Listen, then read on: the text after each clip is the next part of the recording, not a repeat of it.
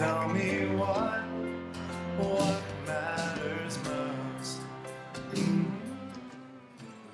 Hello, everyone. It's going to be amazing if this laptop works, by the way. So if there is a big technology problem, apologies. I've got 20 minutes to talk about what matters in advertising right now. That's not very long, and there's a lot to talk about. I thought we'd start by watching some football. Ooh. Let's watch some football.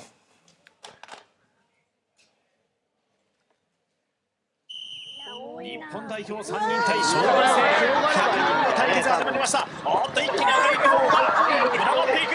清武がサイドを駆け上がる。 Come on in, everyone. Come towards the front. Can you make it a little bit quieter? So this is 100 Japanese school kids taking on 3 professional footballers. And this, for me, is the state of advertising right now. This is big data, that's the Internet of Things, AI, dynamic creative optimization. Everything is extremely urgent, unbelievably messy, and it's not really working. I think we need to stop running towards the ball, we need to calm down a little bit, and we need to focus on what matters. At the heart of this, I think, is this amazing question. We get very close to this industry. We get very close to our clients. We get very close to technology. I think sometimes it's helpful to take a step back and to think if we'd never known what advertising was, if we had no idea of the metrics that we would track, if we could kind of put on our beginner's brain, what would we actually make? What forms of advertising could we create around the potential of technology today? What kind of messages should we be telling people? What kind of metrics should we be tracking? Because, and I'm going to be very rude here, what we are doing at the moment makes no fucking sense whatsoever. It is incredible how sophisticated our industry is, but how stupid it is.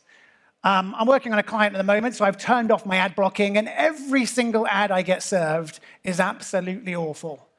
There are many reasons to love the new Renault Arcana. Maybe you could tell us some of them. I'm sure it's quite an attractive car. I've got no idea what it looks like. Maybe you could have uploaded a picture. That's a bit nuts. This is Cadillac. They have uploaded a picture, but you can't read anything. For an iconic car, it's quite a small, diminutive banner ad. This is me searching for how to cut down a tree. I'm served with ads for women's underwear. Maybe that's my thing. Not very attractive. I mean, at least serve me underwear that looks a little bit nicer. I'm also getting ads for painting an aircraft. Quite flattered that they think I've got an aircraft to paint, but it's not true. That's Scott Galloway. Even when it all comes together, it's still absolutely awful. Google, for example, if you work for a creative agency and you ever try to make an ad on Google, you realize the only thing they don't care about at all is what the ad looks like. As a human being, the only thing you care about at all is what the ad looks like. Does the product look compelling? So we're in this very, very, very strange period of time where I think the entire industry has absolutely lost its way. But the good news is, by being in the room right now and by being in this industry right now, we get to be the people who make what it should have been. We are all empowered in this room to create the future that we should have done. So in the next 16 or so minutes, I'm going to take you through this journey. I'm going to start off with 3 myths about the advertising. I'm going to give us 4 or 5 themes for the future, and then I'm going to give you some tips to leave this room with. And then I think we might try and do a Q&A. So the myths. We're obsessed with this idea that people are hard to reach.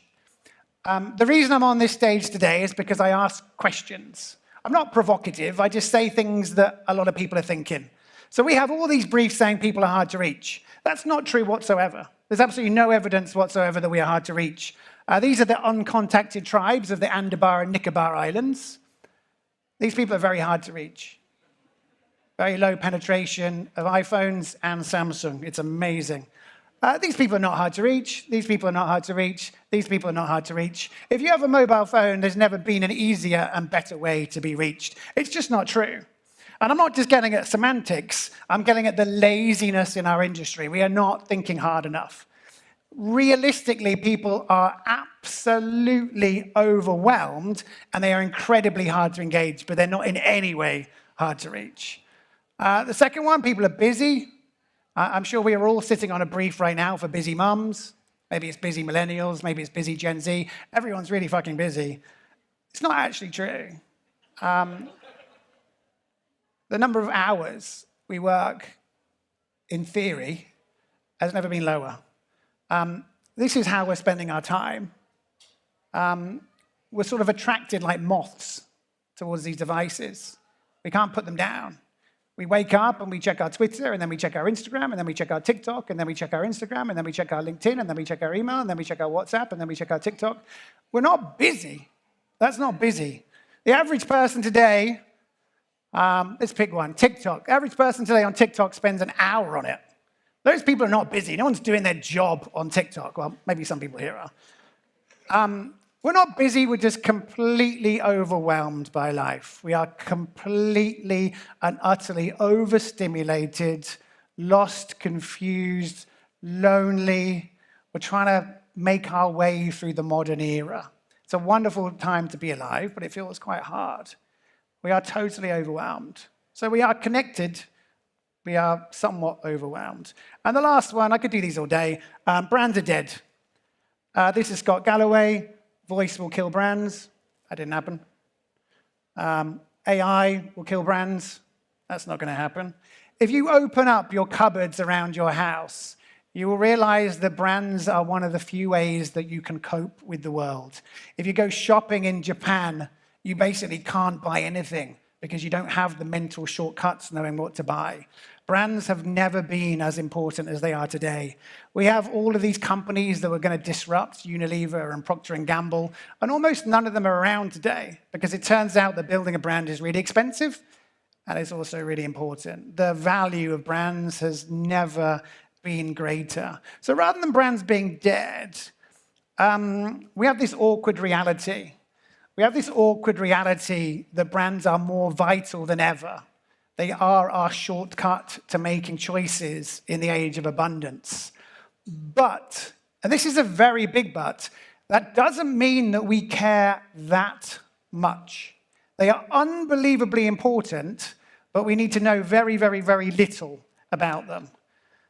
There was this conference a while ago with Qualtrics. I'm sure they're a lovely company, but they put this on their stage and everyone applauded. Turn customers into fanatics, products into obsessions, employees into ambassadors, brands into religions. I drive a Mercedes. I think it's really nice. I'm not fanatical about it. I just think it's a good car. I've got these shoes. They're from Brazil. They're quite fancy. They make me feel a little bit happy. I'm not fanatical about them. No one loves brands. People prefer brands. They use brands as mental shortcuts. Nobody is fanatical, and we need to be quite precise and accurate about this stuff. I had my tires changed the other day. It's an amazing story. And there was a choice between a Chinese one I'd not heard of and Continental, and these are about $50 more expensive, and I chose them. I didn't choose them because I know the founder. I didn't choose them because of their position on Palestine. I didn't choose them because there was some amazing content made by creators. I chose them because I remember seeing their logo somewhere a few times. I don't watch much football, but I remember seeing their logo. And I remember thinking, these tires are probably not going to be crap. Like if I'm suddenly careering towards a tree as I face my impending death, I'm not going to be thinking, fuck, why did I buy the Continental? It's going to be one thing I'm not thinking about. So brands are incredibly important, but we need to know almost nothing about them. Let's focus on some changes that matter. There are two tribes in this industry right now, and you can feel the tension palpably. We used to have these two tribes in the industry. There was above the line and below the line. We didn't really know what that line was. We didn't really know what below it meant. If you ask people, some people said it was to do with accounting. But they were very different tribes, and unfortunately, we didn't really hang out that much.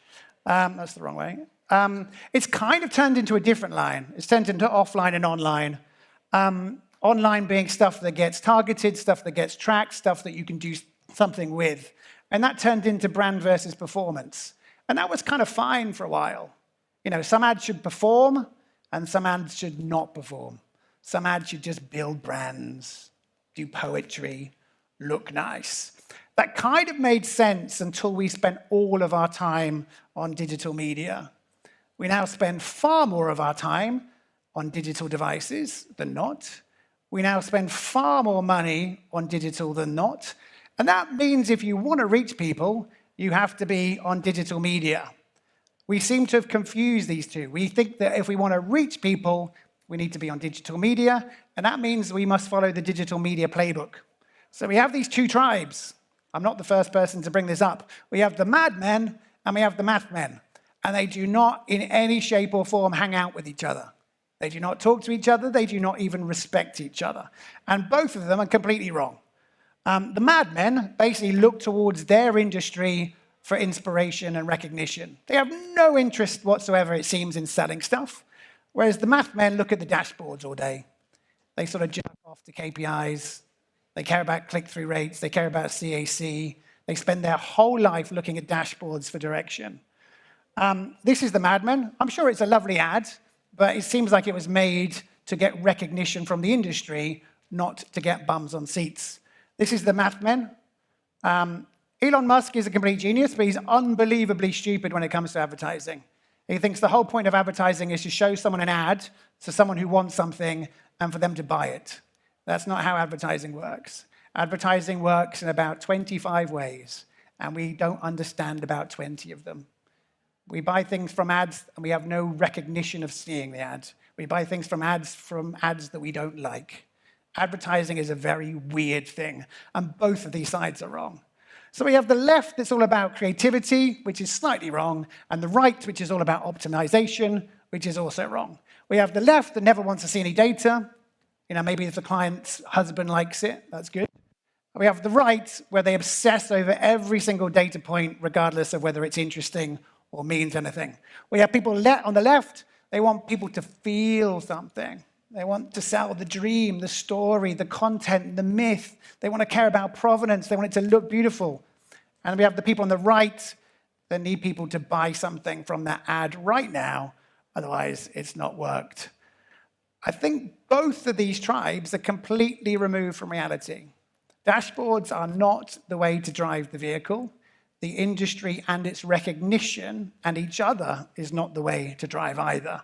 We need to bring them together, and we need to focus on common sense. We need to focus on doing the simple things that really matter really, really well.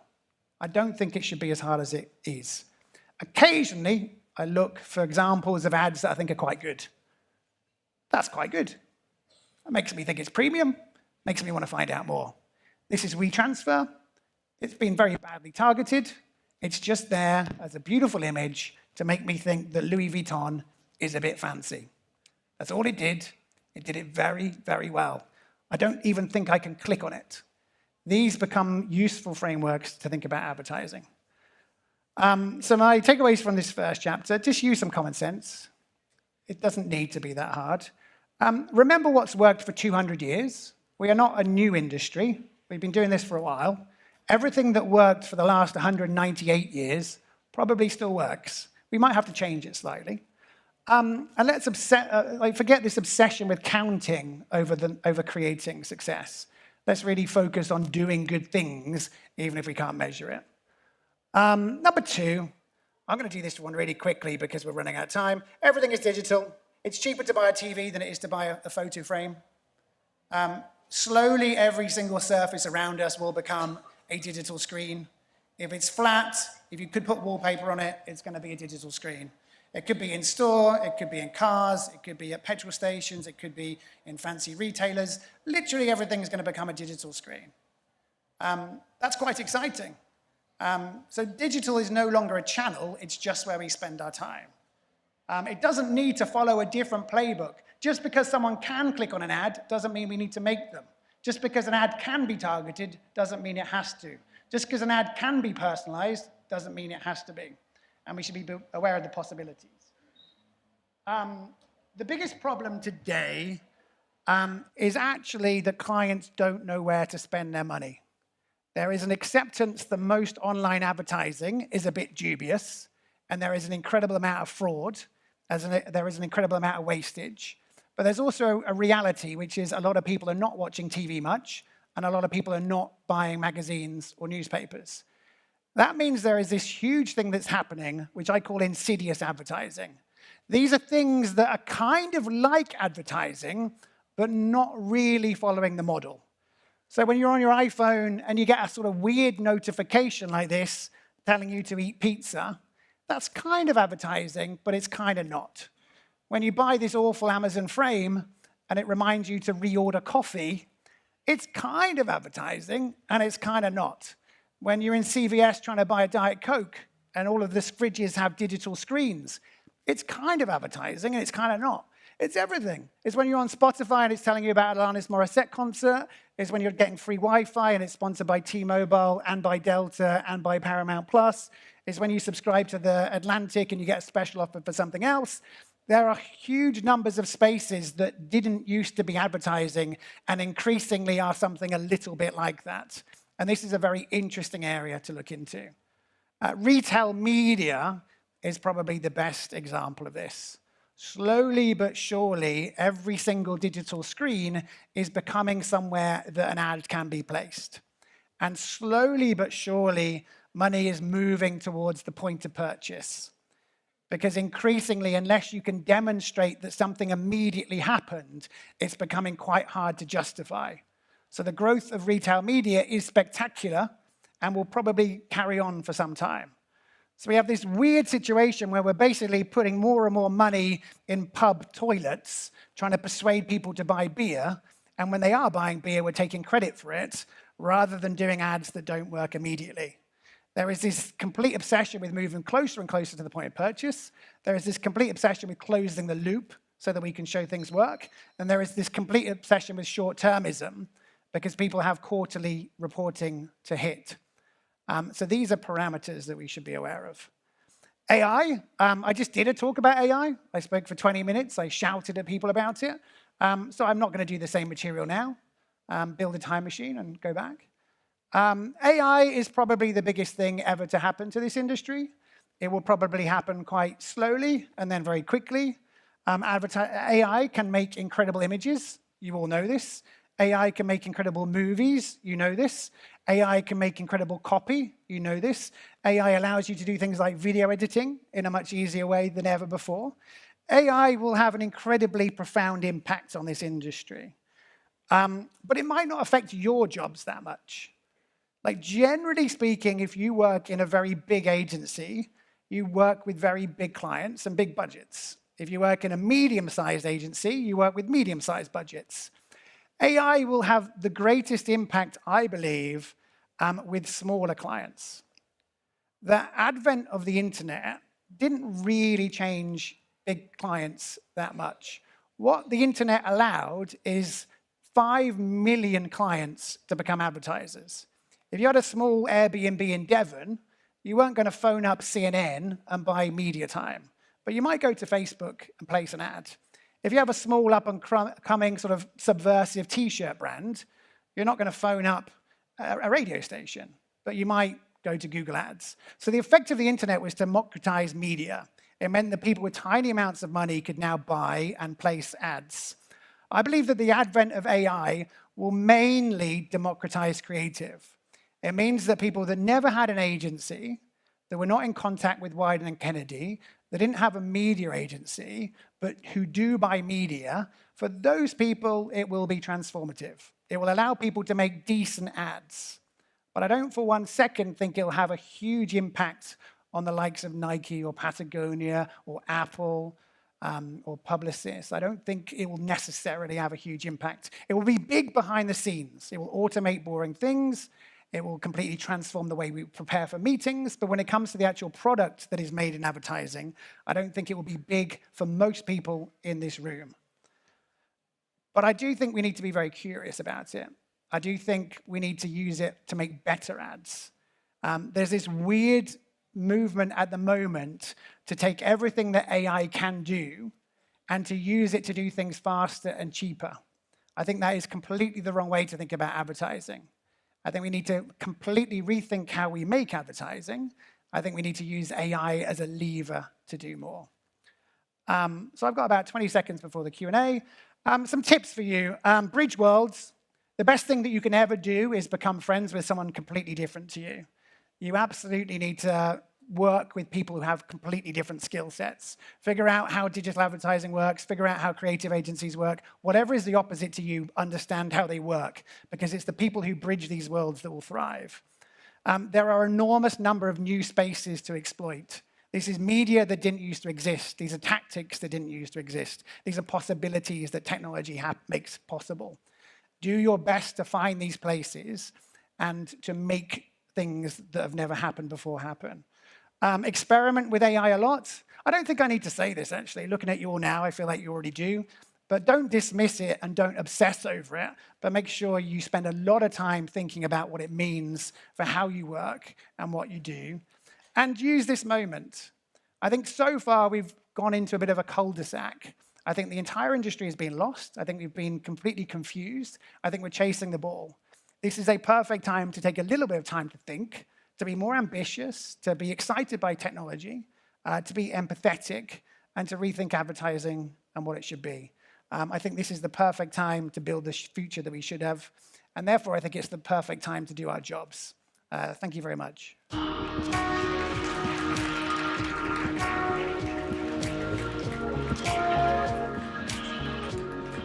Thank you so much. That was amazing. I think you're amazing. But let's ask some questions. I mean, generally you come across as, I would say, a bit sort of pessimistic, an outlook on the industry. And I wanted to get your views on brand purpose. Brand purpose is something that's talked about all day at MADFEST. It was talked about all day at Cannes recently. So should brands have purpose? And if so, how can they? Two things. So one, I'm not remotely cynical, and I'm not remotely pessimistic. I'm just incredibly frustrated by how good things could be. Okay. We have the best devices that have ever been made. We have the fastest internet you could ever imagine. We have more data than ever before, and then you get the kind of crap that I see. And I sit in meetings where people obsess over numbers that have no meaning whatsoever. So I get very angry because I'm so optimistic about what things could be like that I get a bit curmudgeonly at times. Brand purpose, there are two completely different forms of brand purpose. There's one, which is a brand strategy. Should a brand have a sense of what it's trying to accomplish? Should there be an internal sense of what that brand is about? That's one thing. And then there's brand purpose, you know, CSR, crunchy granola, making the world a better place, what's its opinion on sensitive issues. Those are completely different topics. And for some reason, we insist on having these vague conversations where we straddle the two lines. It is unbelievably important that a brand has a sense of what it is. It's mostly important internally, not externally. It's quite important where it's appropriate for brands to have opinions on stuff. But we are absolutely off our faces if we think that people go to Tesco and they start to look at their shoe polish and think, what did that shoe polish do about Pride Month? Yeah. Oh, it's a fabric softener. What's that fabric softener's opinion on recycling paper? We do not have any mental capacity. So yes, if you truly believe it, if your culture is rooted around it, if it comes from a place of good intentions and realistic realities, then by all means dabble with brand purpose. But it's highly likely in about 6 months' time that whole agenda is going to change, and we'll be talking about probably AI or regulation of data or some sort of topic du jour. Okay, another question is, you talked about Mad Men and Math Men, and Cannes a couple of weeks ago it was tech dominated. It was such a different conference from when I first went to 20 years ago. So, and you said the two sides don't talk to each other. How can the two sides come together? MADFEST is a good example. It's full of creatives, it's full of brands, but it's full of technology. So how can they come together to make a we need to understand how important it is. People, myself included, we're quite lazy. We like talking to people that are like us. You know, we immediately find branches. You know, what team do you support? Where's the tester? Okay, we spend our entire life talking to people most like us, and we like being comfortable. We need to actively seek to find people who see the world most differently to us. If you work in a creative agency and you try and place an ad on Google or on Meta or on LinkedIn, you realize the entire world of advertising as viewed from that portal is unbelievably different in every single shape or form to the world in a creative agency. If you work in a creative agency and you spend time in a media agency, every single conversation is different. We need to, one, recognize how differently we see the world, and two, find those people and really enjoy learning from them. Really enjoy interrogating them on things that you believe. Really enjoy the process of realizing you don't understand everything. And that process of seeking discomfort and building relationships and then finding things you agree on is an unbelievably important thing to do. Okay, I've got time for one more question, I think, we're going to shut off. No pressure. And this is it's about haters. We had a lot of talk yesterday on this stage about the need for brands to embrace the haters. And social media has made brands become far more transparent than they ever have been. So what do you see in terms of how advertisers should be react to consumers who now can contact them directly in real time? This is something I fundamentally don't understand. I am a person. I'm not a brand. I think this is Reese. Reese is not a person. It's a company. There's probably 20,000 people who work for Reese. The idea that the people who work for Reese have the same opinion, that doesn't make any sense. The idea that Reese has an opinion doesn't make any sense. So this idea that brands that are basically a collection of tens of thousands of people have opinions doesn't make any sense to me. Have like values that are communicated through imagery.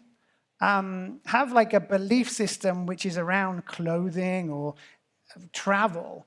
But this idea that these companies need to insert themselves in these conversations, I find very weird. It's actually very weird to be a human today because we're supposed to have our own sort of press department. You know, every time something happens in the world, we're supposed to put out a statement. You know, forest fires in Canada, fucking awful. Elections in France, disaster. We don't need to have, it's very ironic coming from me. We don't need to have opinions on everything. We don't need to broadcast what we think about stuff. Would it be so bad for a lubricant manufacturer to just make amazing lubricants and then just tell people, our lubricants are pretty good? Yeah. Would it be terrible to be an airline and be like, yeah, we've got quite a lot of flights to Atlanta now? Like, why do they need to join these conversations? I think everyone needs to sort of chill out a little bit, take a step back and focus on the things that really matter. And often it's just doing really, really simple things that matter and then doing them really well. Amazing. Tom, I can ask questions all day. We're out of time. Tom Goodwin, thank you so much.